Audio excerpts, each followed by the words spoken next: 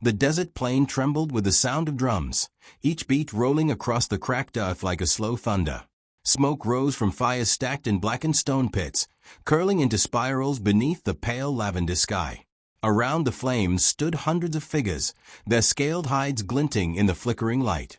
They chanted in a tongue older than the carved spires that loomed on the horizon, voices weaving together into a ritual of dread and expectation. All eyes, however, remained fixed on the cage at the center of the gathering, where the so-called beast shifted in restless silence. The creature filled its prison with an oppressive presence. Its body was a tapestry of muscle and scars, formatted where old wounds had never healed clean. Horned ridges swept back from its skull, but its eyes, large, silver, and steady, did not match the monstrous image the villagers painted with their words. It did not lunge against the bars or howl for freedom. Instead, it crouched low, watching. When the firelight caught its gaze, the reflection carried something unnervingly familiar, the glimmer of thought. Elerin, high elder of the tribe, lifted a carved staff above his head. The crowd's chant swelled, reaching for the sharp pitch of zeal. "The curse is bound once more," he declared, his voice cracked with age yet heavy with authority. "Tonight, the beast dies, and the harvest shall live." Murmurs of agreement swept through the gathering, and many bowed their heads as if the outcome were already sealed. Standing apart from the line of elders was a man who neither chanted nor bowed. Elias had been given a place of honor near the fires, but he found no honor in the scene before him. He had crossed 100 light years at the council's command to advise these people on cultural preservation, not to bear witness to ritual slaughter. The air was dry and bitter on his tongue, and with every passing moment the knot in his chest grew tighter. He studied the beast with a scientist's precision, but behind that precision stirred something more dangerous, empathy. "They told you not to stare too long," a younger alien beside him whispered, scales glistening with ceremonial paint. "The beast takes hold of the weak-minded." Elias did not look away. "It doesn't look cursed," he said quietly. "It looks tired." The youth hissed, scandalized, and stepped back into the safety of the chanting throng. Elias remained where he was, feeling the heat of their suspicion press against him as palpably as the fire's warmth. His role here was to observe, not to interfere, but the longer he stood idle, the more that distinction felt like cowardice. The cage door shuddered as the beast exhaled, a deep rumble that made the very ground vibrate. For a breathless instant the crowd fell silent. Elias noticed that though the creature's claws could have raked sparks from the stone, it made no move toward violence. Instead, its silver eyes locked with his, and something passed between them, a question, unspoken but undeniable. He felt it in his bones, a silent plea that unsettled him far more than any threat of teeth or claw could. Elerin's staff struck the ground, snapping the trance. "Bring the chains," he commanded. A line of warriors stepped forward, armored in bone and bronze, their spears angled like the spines of some great predator. The beast shifted again, and the warriors hesitated. Fear rippled through them despite their painted bravado. Elias's hands curled into fists. He told himself that he was only an observer, that it was not his place to stand against tradition older than his species' written history. Yet he remembered the reports he had studied before his arrival, the warnings that these rituals had no observable effect, no measurable benefit to crops or climate. He remembered the council's note, written in the margin with bureaucratic detachment, local superstition, but harmless. He looked again at the caged creature, and wondered what part of this could ever be called harmless. A second elder leaned toward Elerin, her frills trembling. The off-worlder doubts. He must be kept from tainting the rite. Elerin's gaze cut toward Elias. The weight of centuries of authority pressed down in that single look. "Outsider," the elder said, "you were invited to witness, not to question. What you see tonight is survival, not cruelty. Do not mistake the two." Elias wanted to argue, but the words withered on his tongue. The crowd was already shifting back into rhythm, their chants rising again to drown him out. His defiance would mean nothing here, not yet.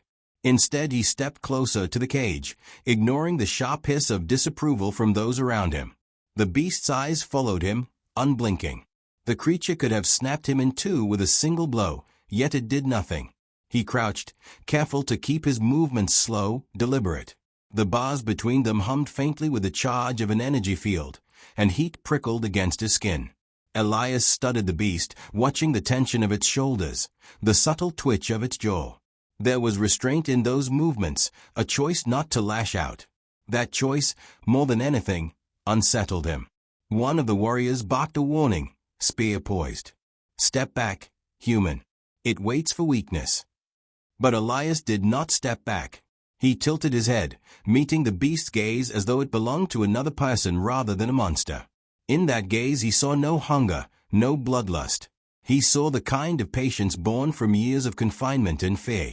The chants around him blurred into noise, and for a heartbeat he was certain of one thing: the creature did not deserve to die. The cage shuddered again as the beast leaned closer, its breath warm and heavy against the bars. The moment stretched thin, brittle as glass. Elias whispered, so low that only the creature could possibly hear, "I won't let them kill you." The drums thundered again, shattering the fragile silence, and the warriors closed in with their chains. Elias straightened, heart racing, but his vow remained. Whether or not the tribe understood, the conflict had already begun. The ceremony would go on, but so too would his defiance, and the creature's silver eyes burned the promise into him. This was not the end, but only the beginning. The night carried a brittle stillness, broken only by the faint crackle of dying embers and the sigh of desert wind curling between jagged stones. The fires of ritual had dimmed. The crowd dispersed into scattered shelters, yet Elias remained awake, pacing the edge of the camp. The beast's cage stood at the center, its presence a shadow that even sleep could not banish from the villagers' minds. Chains hung slack against the bars, glimmering faintly beneath the moon's light. The warriors tasked with guarding it had withdrawn, preferring distance over proximity. Elias watched the silhouette inside shift and settle. The creature had not roared once since its capture, not even during the height of ceremony. That silence gnawed at him. A predator announced itself with fury. A prisoner endured in silence. What manner of being could show such restraint when condemned to death? The question tightened around his thoughts like a noose. He pulled a ration pack from his satchel, hands working without full intention. The strip of protein was coarse, smelling faintly of smoke and salt. He crossed the open ground with measured steps, listening for the hiss of alarm. None came. The gods were far enough that his movements went unnoticed, or else they pretended not to see. Either way, the moment belonged to him. The field around the cage crackled faintly, humming as though warning him back. Elias crouched and slid the strip of food between the bars, just inside reach. The beast shifted, silver eyes catching the light. For several breaths it did not move, only stared at the offering and then at him. Elias's throat dried, but he refused to withdraw his hand. He whispered, barely audible, "It's not poison, just food." The creature's nostrils fled, a slow intake of scent. Its head lowered, massive jaws opening with a creak of bone. The food vanished with a careful snap, taken so gently that Elias almost laughed from the shock. He braced for sudden violence, but none came. Instead, the beast's eyes lingered, unblinking, as though weighing him. The air around him shifted. He felt something like recognition, not gratitude exactly, but acknowledgement. Elias swallowed hard. This was no mindless monster. Somewhere behind that gaze lay comprehension, waiting to surface. He slid another strip through the gap. The same ritual repeated. Hesitation, acceptance, silence. By the third piece, a sound escaped the beast, not a growl but a low, rumbling tone that resonated in Elias's chest. Not threat. Something closer to contentment. He stretched out his hand, palm flat against the field that guarded the bars. Sparks tingled over his skin, stinging but not enough to drive him back. The beast leaned closer, and for a heartbeat the barrier glowed brighter, resisting contact. Then it dimmed, as though recognizing no harm was meant. A horned muzzle pressed near, the creature's breath heavy and warm. Elias kept his palm steady, refusing to tremble. A sharp voice shattered the fragile peace. "What are you doing?" Elias jerked his head up. A group of villagers had gathered at the edge of the square, faces lit by torchlight. Their scales glistened, eyes wide with a mix of outrage and fear. One of them, a youth he recognized from earlier, pointed at him. "He feeds the cursed one. He tempts fate." The accusation spread quickly. More emerged from their shelters, drawn by whispers. Within moments, a cluster of bodies pressed forward, voices rising like a storm. Elias stood slowly, forcing calm into his voice though his pulse thundered. It accepted food without attack. It isn't what you think. Blasphemy, an elder spat, her frills flaring with fury. The beast deceives with silence. That is its way. If it had killed you, we would already mourn. If it waits to corrupt. Elias shook his head. No creature shows such restraint if it means only to kill. Look at it. Really look. He gestured toward the cage, where the beast remained crouched, unmoving. Its eyes glimmered in the firelight, calm rather than enraged. Some villagers faltered, uncertainty flickering across their faces, but the elders' voices drowned hesitation. Ellerin arrived, his staff striking the ground with finality. The crowd parted around him like waves around stone. His gaze burned into Elias. You were told to observe. Instead you defy our survival. Your actions endanger us all. I don't see survival, Elias replied, surprising himself with the steadiness of his tone. I see fear disguised as tradition.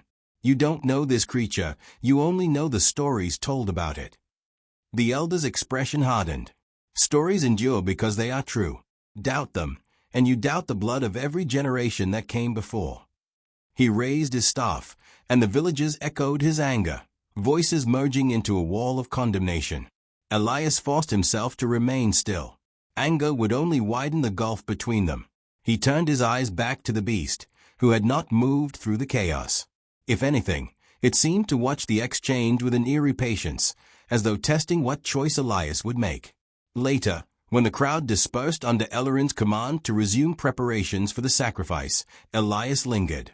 The youth from earlier approached cautiously, voice hushed. It did not strike you. Why? Elias studied him, searching for hostility, but found only confusion. Because it chose not to, he said softly. Because maybe it isn't what you were taught to believe. The youth frowned, torn between curiosity and loyalty. He slipped away before offering more. Still, the question remained in his eyes, and Elias knew seeds of doubt had been planted. Over the following days, Elias returned to the cage whenever he could steal the time. Each visit chipped away at distance. He offered food, water, scraps of cloth for bedding. The beast accepted all, never once baring its teeth. Sometimes it rumbled that strange tone again, low and steady, vibrating through the ground. He began to think of it as language without words, a bridge not yet crossed. He found himself speaking in return, filling the silence with fragments of memory. Stories of earth, of rivers that sang against their banks, of birds that cut the air with colors brighter than fire. He spoke of journeys between stars, of loneliness in places too vast for any one heart to bear. He did not know if the creature understood, yet its gaze followed his words as though they mattered. One evening, as twilight bled into indigo, Elias extended his hand through the gap once more. The muzzle lowered, pressing against his palm. No spark this time, no resistance. Flesh met flesh, warm and solid. The contact was brief, but it carried the weight of a vow unspoken. Behind him, hidden in the shadows, eyes watched. Whispers spread again, though quieter than before. Some looked upon the bond with fear. Others, though they would not admit it, with wonder. Elias sensed the fracture widening in the certainty of tradition, but he also knew what it would cost. The ritual would not be abandoned easily, and Ellerin's fury would not fade. The beast rumbled once more, a sound both alien and strangely reassuring. Elias lowered his hand, heart racing, and whispered the truth he had come to accept. You're not what they believe. And neither am I. The desert swallowed his words, but the silence that followed felt less lonely than before. The lines had been drawn, between faith and doubt, between fear and compassion. Somewhere in that divide, Elias and the beast now stood together. The days that followed unfolded beneath a sky bruised with storm-colored clouds, the air heavy with anticipation. The village pulsed with preparation for the sacrifice, every gesture sharpened by ritual purpose. Spears were polished, chains inspected, chants rehearsed until even silence seemed to echo with them. Yet beneath that veneer of certainty, doubt flickered like a candle shielded from the wind. Elias felt it in the glances cast toward him, in the murmured questions cut short when elders passed by. Fear still ruled them, but curiosity had begun to gnaw at the edges. He spent every spare moment near the cage, kneeling in the dust, sharing food and quiet words. The beast no longer hesitated when he approached. It pressed its muzzle close to the bars, breath steady, as if waiting for his voice. Elias found himself speaking more freely, sometimes about the council, sometimes about nothing at all. Fragments of memory poured into the silence as though conversation could weave a bridge. The creature rumbled in response, deep sounds that carried a rhythm too deliberate to be random. One evening, its claws scraped patterns into the dirt.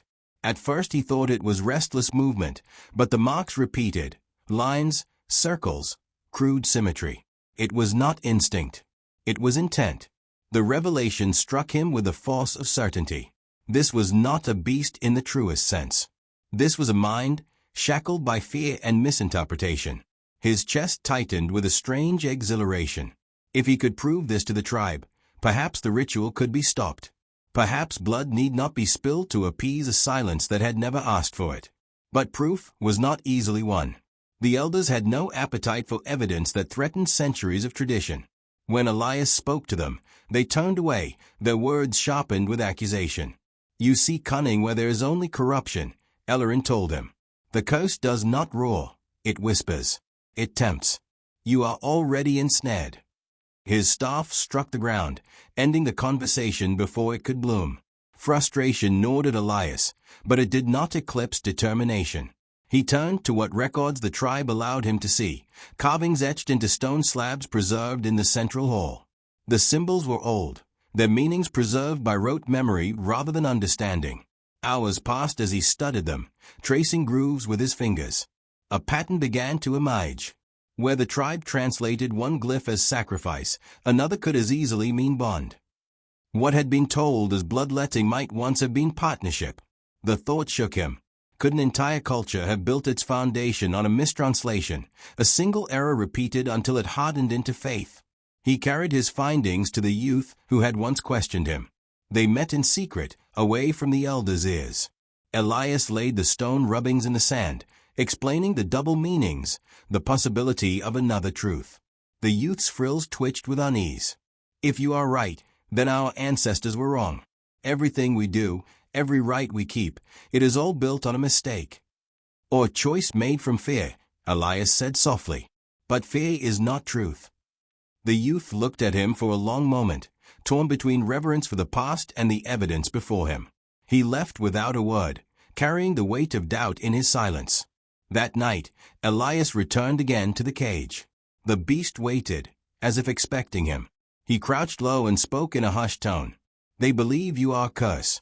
I think you were once something else, protector, ally, maybe more. If I can show them, maybe they'll see." He slid another strip of food through the bars. The creature took it gently, then scratched another pattern into the dirt. Elias recognized it this time, not random lines, but something like the glyphs he had studied. His pulse quickened. This was proof, undeniable, written not by human hand, but by the one they condemned. The air cracked with sudden movement. A spearhead thrust into the dust between him and the cage. Elias jerked back, heart hammering. Warriors stepped from the shadows, their eyes gleaming with anger. "Enough," one spat. "The elders warned you. Still you persist." Before Elias could rise, the beast surged forward, pressing against the bars. The warriors recoiled instinctively, spears raised, yet the creature did not strike. It placed itself between Elias and their weapons, a barrier of muscle and bone, and stared them down with unblinking resolve. Its restraint was as powerful as any display of fury. The warriors hesitated, unsettled by the contradiction. Elias seized the moment, his voice low but steady. "You see it. If it were only hunger, I would already be dead. It protects me. Does that look like a curse?" The warriors said nothing. One spat in the dust, another lowered his spear, but none struck. They withdrew with muttered curses, their uncertainty laid bare. When they were gone, Elias leaned back against the cage, chest heaving. The beast settled, silver eyes watching him with something he could only call recognition. In that gaze, Elias felt less like a savior and more like a partner. The following dawn broke harsh and bright. The storm clouds had scattered, revealing a sky too clear, too sharp. Villagers moved with purpose, gathering for the final preparations. The altar was being readied, chains polished to a shine that mocked their weight. Elias knew the ceremony would not wait for debate. Tradition demanded blood, and tradition would be obeyed. Yet he also knew the truth now lived in more than his own mind. The glyphs, the scratches in the doubt, the creature's restraint, all of it formed a tapestry too coherent to ignore. He stood at the edge of the square, watching the villagers assemble. His stomach knotted with dread, but his resolve held firm. Somewhere deep in his chest, he carried the certainty that silence would mean betrayal, not only of the beast but of truth itself. The path ahead promised conflict, perhaps violence, but retreat was no longer possible. The beast shifted inside its cage, eyes locking with his once more.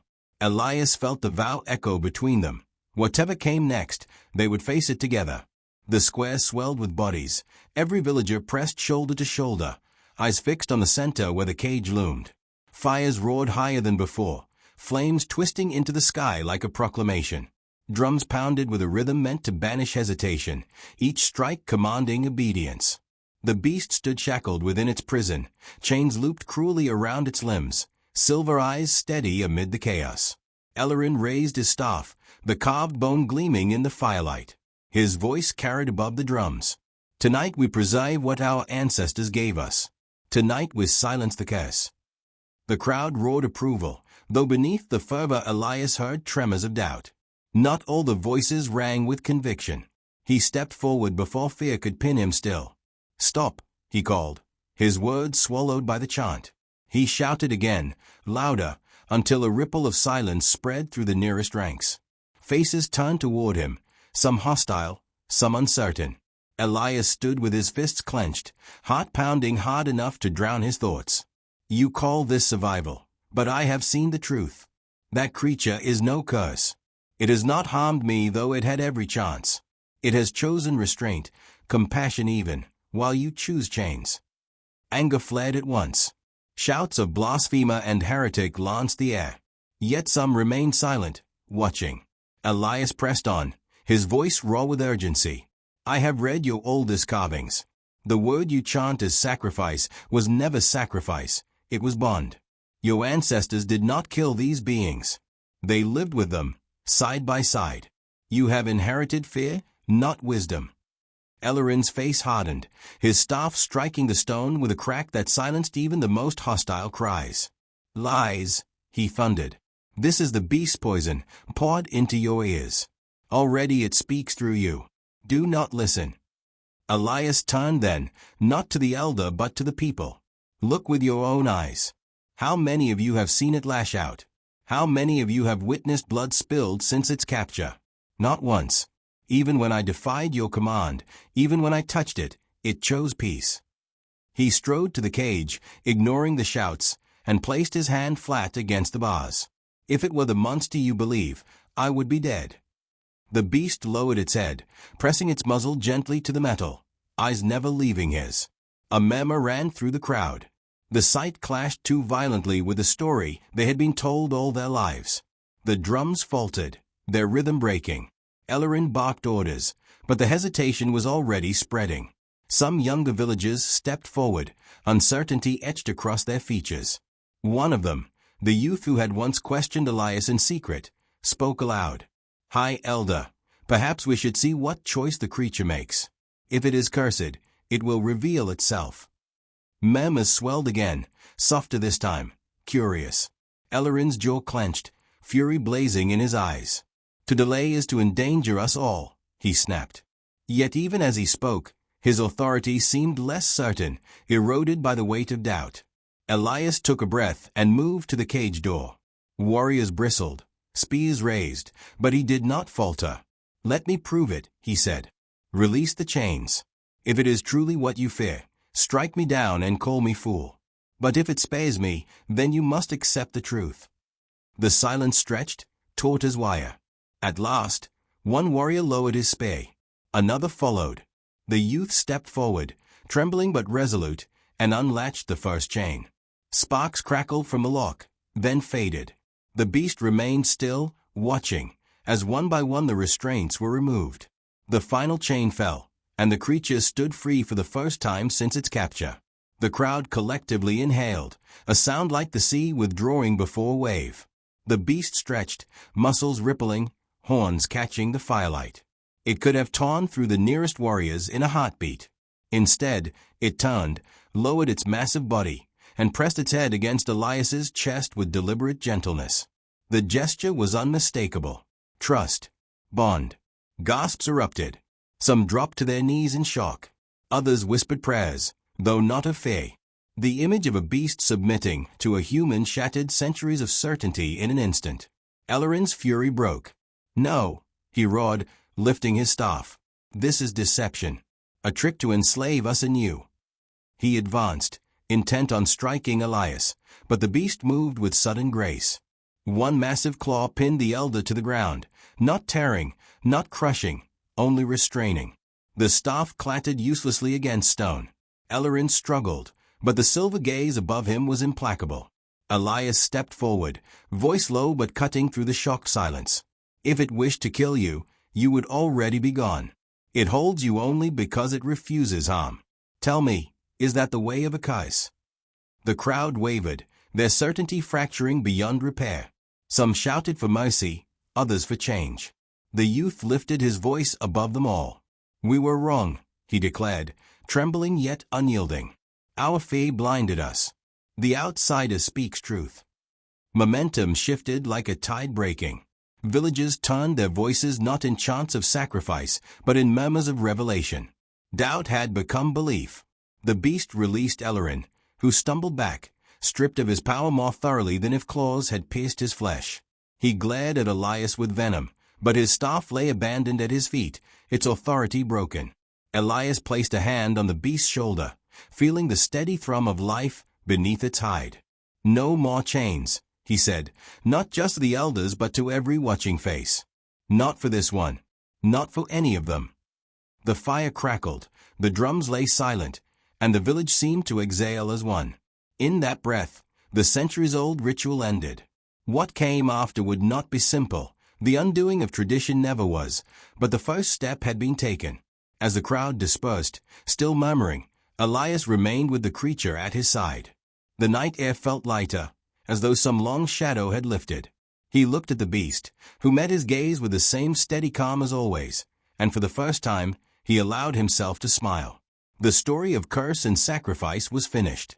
A new story, of trust, of partnership, had only begun. The days that followed were uneasy, balanced between reverence and fear. The beast was no longer bound, yet it did not leave.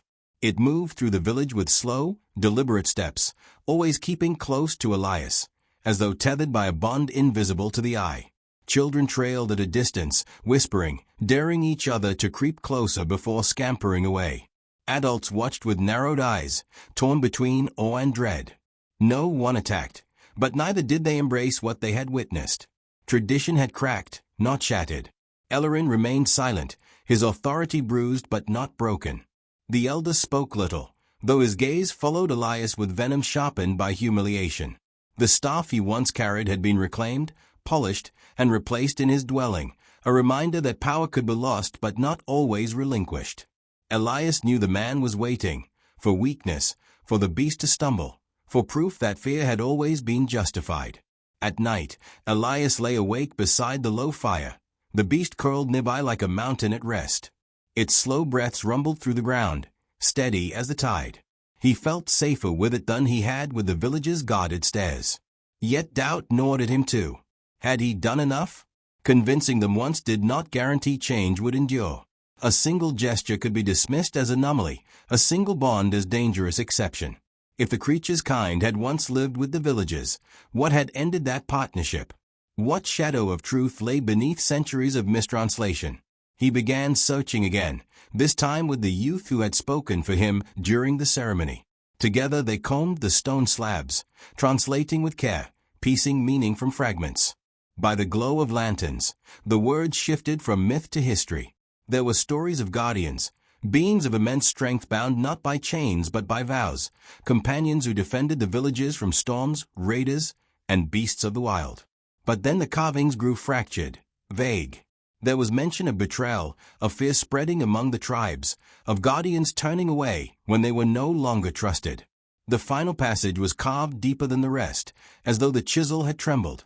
Asterisk where trust failed. Silence followed. Asterisk. Elias leaned back from the slab, the weight of the words pressing into him. The mistranslation was not mere accident. Fear had rewritten truth into doctrine, solidifying mistrust into ritual. He realized with a chill that the same pattern could repeat now. If the beast faltered even once, the fragile progress would collapse into panic, and Ellerin would seize it as proof. One morning, the test came. A herd of scaled grazers stampeded from the far hills, driven wild by a sudden quake. They thundered toward the village, a wall of muscle and horn that would trample everything in its path. The alarm rose instantly, villagers scattering, warriors rushing to form a line too thin to hold. Elias froze, heart lurching. The beast rose beside him, eyes sharp, body coiling with power. It moved before Elias could speak, surging into the path of the herd. With a roar that shook the stones, it planted itself like a living barricade. The grazers faltered, slamming against its bulk, but the creature did not yield. It swiped with claws, not to kill but to tan, guiding the herd away from the heart of the village. Dust choked the air, horns slashed inches from its hide, yet it stood unshaken, bending chaos into order. Within moments, the danger had passed, the grazers driven back toward the plains. When the dust settled, the villagers stared at the beast with stunned silence. It returned to Elias's side, lowering itself, chest heaving but eyes calm. Not a drop of blood stained its claws. It had defended them, not destroyed. For the first time, voices rose not in fear, but in tentative praise. "Protector," someone whispered. The word spread, hesitant but growing, carried from lip to lip. Elias felt something shift in the air, fragile as dawn breaking. For once, proof outweighed fear. But not for all. Ellerin stepped forward, his voice cutting through the murmur. "Do not be deceived. It fights now, but only to lull us deeper into its snare. When our God is weakest, it will turn." His words struck chords of lingering dread, and some heads lowered, unwilling to look upon the beast. Elias met the elder's gaze. "You saw it. We all did. It chose restraint, as it has every time. How many more chances must it pass before you accept truth?" Ellerin's eyes burned, but he offered no reply. He turned away, vanishing into the crowd, his silence heavier than his shouts. Elias knew then the man was not defeated, only waiting for the moment doubt might bloom again. That night, Elias sat beside the beast, running his hand along its horned ridge. The creature rumbled low, a sound that had once unsettled him, but now felt almost like comfort. He spoke softly, more to himself than to it. "They are beginning to see. But if fear rises again, if one mistake happens, it will all crumble." The beast's eyes closed, untroubled, as if trust were enough. The youth approached then, hesitant. "Elias," he said, voice low, "what if the elder is right? What if there comes a day it cannot restrain itself?" Elias considered, the firelight flickering across his face. "Then that day will test us. But until then, we choose trust. Because if we live only in fear, we've already lost." The youth nodded slowly, the words settling in him like seeds. He left without another word, yet his steps carried more purpose than before. Elias lay awake long after, staring at the stars above the desert. The beast's breathing rumbled steady beside him, an anchor against uncertainty. The conflict was not over. Tradition did not surrender in a single night.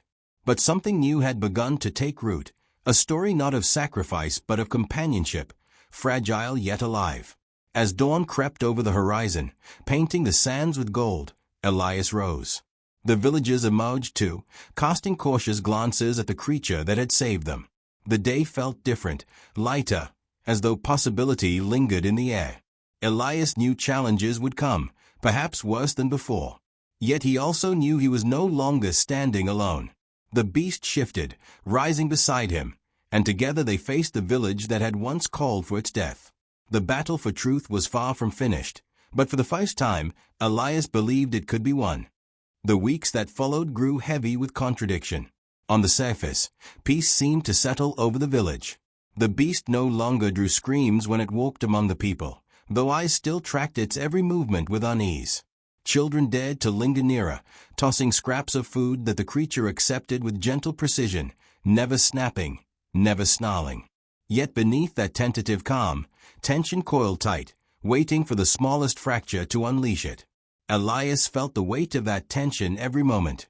His bond with the beast deepened, not with words but with presence. The creature seemed to understand him in ways that transcended speech, mirroring his moods, quiet when he was contemplative, restless when worry gnawed at him. He had stopped thinking of it as the beast in his own mind. To him, it was simply a companion, a protector who had chosen restraint when instinct might have screamed otherwise. But he also understood that others did not share this perspective. Their belief in its gentleness was not born of conviction, only of repeated hesitation to violence. One mistake, one slip, could undo everything. Ellerin, silent since the stampede, did not vanish into irrelevance as Elias had hoped. Instead, the elder's silence became its own form of power. He no longer shouted warnings in the square or demanded rituals, but he moved from house to house, voice lowered, words sharp with suggestion. Fear spread quieter than fire, but more persistently, filling cracks where trust had only barely taken root. Elias noticed the sidelong glances, the sudden silences when he entered a room, the way villagers crossed themselves when the beast passed. They might not speak against him publicly, but doubt clung to them like a second skin. One evening, Elias returned from the archive slabs with a youth who had become his closest ally, only to find a cluster of villagers gathered around Ellerin's dwelling. Whispers rose and fell like a tide, and as Elias approached, the words sharpened into clarity. A hunting party had been found torn apart at the edge of the desert, bodies mauled, tracks deep in the sand. To the fearful eye, the conclusion was obvious. Ellerin's voice carried through the crowd, soft yet edged with certainty. You gave it freedom. You fed it, and now it feeds on us. Elias's heart clenched, though reason held him steady. He knew the beast had not left his side. It had been within the village walls through the night. He stepped forward, demanding space. You know this cannot be true. It has not strayed from here. Look at the tracks again before condemning what you fear. But the villagers were not convinced so easily. Fear lent them deafness, and Ellerin wielded it like a blade. How can you be certain it does not slip away while you sleep?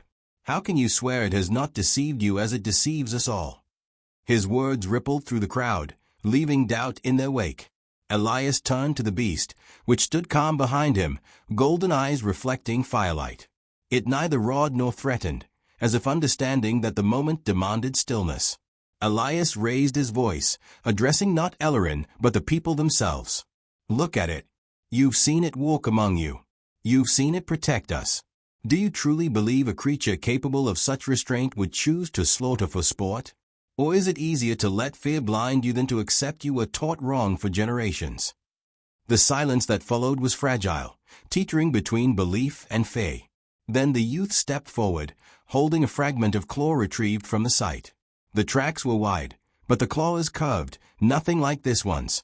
The creature that killed those hunters was larger, heavier, wild. Not ours. Not the protector. His voice trembled, but conviction anchored it, and for the first time, others began to murmur agreement. Ellerin's jaw tightened, his hand clenching around his staff. He had not expected resistance from the younger generation, nor for evidence to weaken his claim. His eyes flickered between Elias and the youth, the fire of control slipping from his grasp. Yet even cornered, he did not yield. Perhaps it was not this one. But its kind cannot be trusted. They are beasts, all of them. One day, your pet will show its true nature, and when it does, none of you will survive. With that, he withdrew, retreating into the shadows of his dwelling, his words lingering like a curse. Elias knew then that the struggle was no longer about the beast alone. It was about truth itself, about whether the village would cling to fear or step into trust. That night, Elias sat by the fire with the beast at his side. He traced the lines of the ancient carvings in his memory, the vow of guardianship, the silence that had followed betrayal. The weight of history pressed against him, but he also felt something new stirring, fragile yet undeniable: hope. The youth's defiance, the village's hesitation to condemn outright, the beast's unwavering restraint, these were signs of change. Not victory, not yet, but the beginning of it. He spoke softly into the night, voice low enough that only the beast could hear. They'll test us again. They'll try to tear this bond apart. But we'll endure, as we did before. Not with claws, not with fear, only with patience. The creature rumbled, a sound deep as stone shifting, and lowered its head close to his. Elias rested his hand against its horn, closing his eyes. Above them, the stars blazed bright, scattered across the desert sky. For generations, those stars had watched the people cower beneath mistranslations and fear. Now, for the first time, they bore witness to something different. Elias did not know if the future would hold peace or destruction, but he knew one truth with unshakable certainty. The story was no longer written solely by fear. And as the night deepened, he resolved that he would see it carried forward, no matter the cost.